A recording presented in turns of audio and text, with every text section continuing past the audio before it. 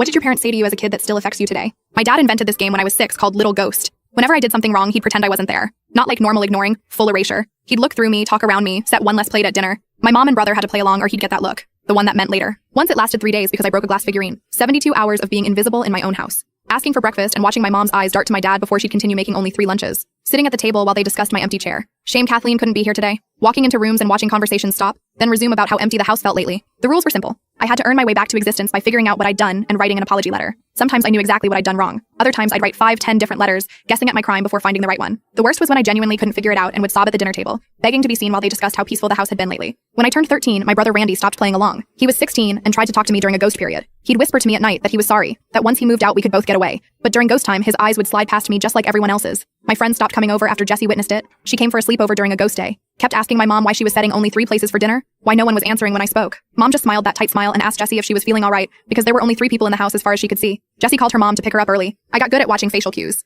at anticipating wants before they were spoken, at making myself so helpful and quiet and perfect that maybe I wouldn't disappear again. Started keeping a journal of every interaction, every possible misstep, analyzing what might have triggered him. Enzo, my lab partner in high school, asked why I apologized so much. Why I kept whispering, "Is this right? Is this okay?" Why I flinched when he reached past me for a beaker. Fernando was the first boyfriend I brought home, senior year. It was going well until he asked where I was in the family photos on the mantle. There were several empty spaces where I'd been cut out. Dad explained that Kathleen was camera shy, always had been, never took a good picture. That night, I became a ghost for a week. My crime. Embarrassing the family by dating someone who asked questions. I moved out at 18, 5 hours away. Thought distance would fix it. But every time the phone rang and it was them, I'd feel myself fade a little. Sometimes Dad would call just to tell me he was disappointed, then hang up. No ghosting needed anymore. The game had evolved. He'd planted it so deep I could ghost myself. 2 months ago, my mom called. Dad had been diagnosed with early onset Alzheimer's. She wanted me to come home. I said no. She cried. Said he was asking for me. Asking why I never visited. I told her I couldn't do it. Couldn't walk back into that house. She said I was being selfish. That family should come first. That maybe if I'd been a better daughter, this wouldn't be happening to him. I went. Hated myself for going, but went. The house looked smaller. Dad was in his chair, staring at the TV. He smiled when he saw me, called me by name, asked why I hadn't visited sooner.